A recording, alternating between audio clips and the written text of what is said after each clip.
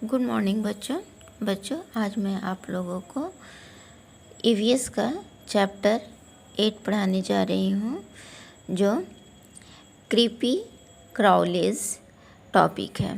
Creepy क्राउलीज मतलब धीरे चलने वाले प्राणियों यानी कि रेंगने वाले प्राणियों के बारे में इस लेसन में हम सभी जानेंगे।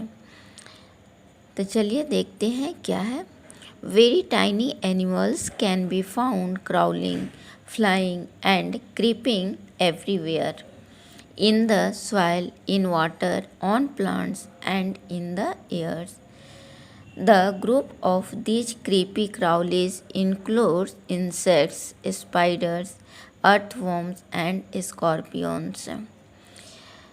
बहुत छोटे जानवरों जो रेंगते हैं, उड़ते हैं, धीरे धीरे चलते हैं, जो सभी जगह पाए जाते हैं।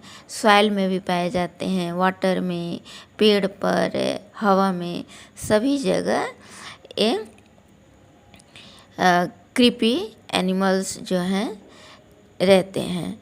The group of this creepy crawlies includes insects, spiders, earthworms and scorpions. Creepy crawlies में इंसेक्ट्स आते हैं, स्पाइडर्स, अर्थवॉर्म्स, स्कॉर्पियंस। बच्चों स्कॉर्पियंस के मतलब क्या जानते हो? स्कॉर्पियंस के मतलब होता है बिच्छू जो डंक मारता है और काफ़ी पेन होता है। और यहाँ पर अर्थवॉर्म, स्पाइडर, इसके बारे में इस लेसन में हम लोग पढ़ेंगे। इंसेक्ट यानी कि कीड़े मकोड़े। तो सबसे पहले हम लोग यहाँ इंसेक्ट्स देखेंगे कि इंसेक्ट्स क्या है। Insects are tiny creatures which crawl as well as fly. Insect जो है छोटा जीव है जो चलता भी है और साथ में उड़ता भी है। जैसे यहाँ देखिए एक इंसेक्ट का डायग्राम है जो ये चलता भी है और उड़ता भी है, इसका पंख भी है। और ये देखिए इसके बॉडी पार्ट्स जो हैं डिफरेंट पार्ट्स में होते हैं। जैसे ये जो है जिसे फीलिंग करते हैं, महसूस करते हैं, इसको एंटेना कहते हैं और 2 एंटेना होते हैं। और ये हेड है और ये जो पार्ट है इसको थोरेक्स बोलते हैं। और ये विंग्स हैं यानी पंख। लेग्स ये देख रहे हो 6 लेग्स हैं। लेग्स यानी पैर, एब्डोमेन, इस पार्ट को एब्डोमेन कहते हैं। अब यहाँ देखिए they have 6 legs and their body is divided into 3 parts। इनके 6 लेग हैं अभी हम लोगों ने देखा और ये 3 पार्ट में डिवाइड रहते हैं। एक हेड है, एक थोरेक्स और एक abdomen. They have 2 feelers called antenna. They have soft bodies with no bones. Some insects have wings. इनके 2 एंटीना होते हैं जिससे कि ये अनुभव करते हैं, फील करते हैं। और इनके जो बॉडी होता है वह सॉफ्ट होता है। इनके बॉडी में हड्डी नहीं होती यानी बोन्स नहीं होते हैं। और कुछ इंसेक्ट्स के विंग्स होते भी हैं और कुछ के नहीं भी होते हैं। Honey bees are social insects. They make hives in which they collect nectar and make honey. Bees live in colonies. There is only one queen bee in a colony.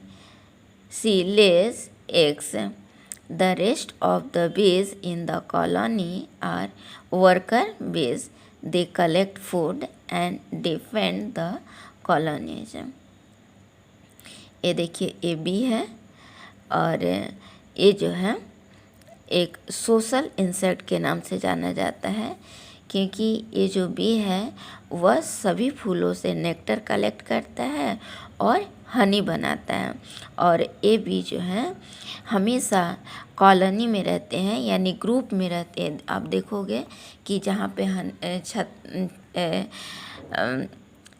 Honey जो बनाते हैं जिसको कि मधु बोलते हैं हिंदी में, तो वहाँ पे छजा टाइप का बना देते हैं और उस जगह बहुत सारे बीज रहते हैं और उनमें से एक क्वीन बी रहती है जो एग देती है और बाकी जितने भी बी रहते हैं वे ग्रुप में रहते हैं और वे फूड कलेक्ट करने में काम करते हैं और साथ में जो कॉलोनी होता है उसका रक्षा करते हैं। क्वीन बी जो होती है तो वह एक दिन में कम से कम 1500 एग्स देती है। A queen bee can lay as many as 1500 eggs in a day. ये देखिए, ये एंट है, इसका विंग्स नहीं है। कॉकरोच के भी विंग्स होते हैं। ये butterfly. Insects like cockroach, beetles, wasp and houseflies can crawl and fly both। ये जो कॉकरोच हैं, बीटल्स, वास्प, ये सभी के सभी रेंगते भी हैं और उड़ते भी हैं। एक हाउस फ्लाई भी है, जो घरों में आप उड़ते हुए मक्खी को देखते हो, उसी को हाउस फ्लाई कहते हैं। Insects can be harmful. Insects जो होते हैं हार्मफुल भी होते हैं और कुछ बेनिफिशियल भी होते हैं। तो जो हार्मफुल है उसके बारे में जानेंगे। सम इंसेक्ट्स बाइट और sting, they can cause pain, some are even carrier of diseases. कुछ इंसेक्ट्स जो होते हैं वो काट देते हैं या फिर अपना स्टिंग को दूसरे के बॉडी में गड़ा देते हैं। तो उससे क्या होता है कि जिसके बॉडी में वो स्टिंग करते हैं या बाइट करते हैं यानी काटते हैं, तो उनके बॉडी में दर्द हो जाता है। और कुछ ऐसे होते हैं जो बीमारी को भी फैला देते हैं, जैसे मलेरिया है। मलेरिया जो है मॉस्किटो के काटने से ही होता है, तो मलेरिया एक बीमारी है। House fly seat on garbage and rotten food, germs stick to their feet. They get transferred to food items when the houseflies sit on them. This contaminates makes dirty the food. The germs can cause diseases like cholera, dysentery, etc. When we eat this contaminated food, house fly के आप देखे हो जो घरों में मक्खियाँ उड़ती हैं वो गार्बेज पर भी बैठती हैं और सड़े हुए फल पर, और फिर जब वो उन प्लेसेस पर बैठते हैं यानी गार्बेज पर या सड़े हुए फल पर, तो उनके पैर में क्या है, डस्ट यानी गंदगी चिपक जाता है।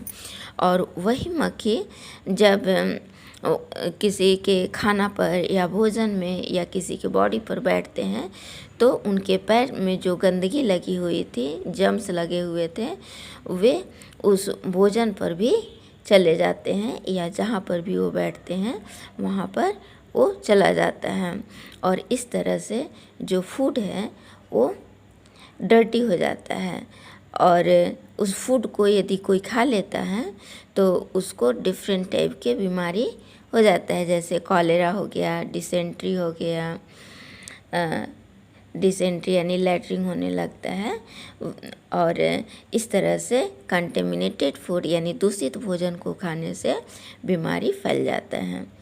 मॉस्किटोज बाइट पीपल एंड सक their blood, they breed in stagnant water, they spread diseases like malaria and dengue.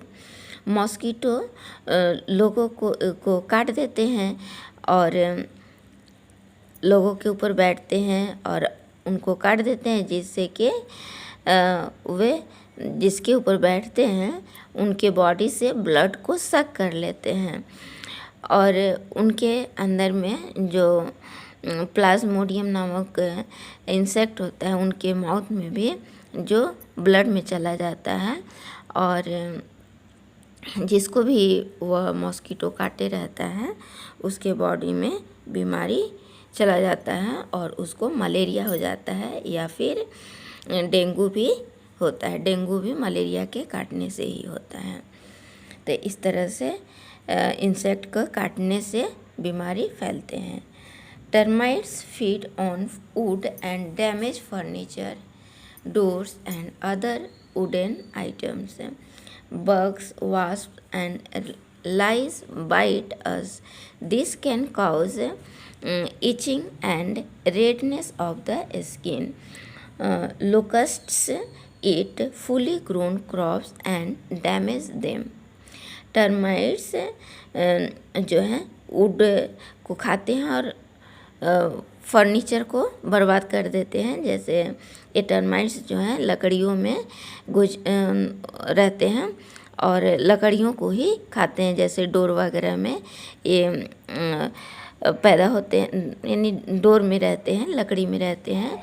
और डोर में यदि हो गए या किसी भी फर्नीचर में हो गए ये टर्माइट्स, दीमक जिसको कहते हैं, तो उस लकड़ी को वे बर्बाद कर देते हैं।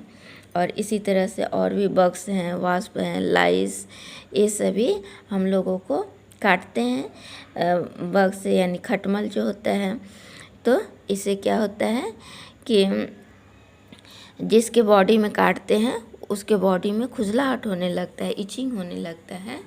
और फिर वह जो स्किन होता है वो रेड कलर का हो जाता है। और इस तरह से इन इंसेक्ट्स को काटने से जो व्यक्ति होता है वो प्रभावित होता है। लोकस्टस जो है यानी टिड्डा कहते हैं, लोकस्टस को टिड्डा कहते हैं। ये देखिए टिड्डा है। तो ये फुली ग्रोन क्रॉप्स जो होते हैं यानी पके हुए फसल जब होते हैं उस पर अक्सर ये अटैक करते हैं और पूरा फसल को बर्बाद कर देते हैं। ये टिड्डा है, इसी को लोकस्टस कहते हैं। Here are some more insects that harm us.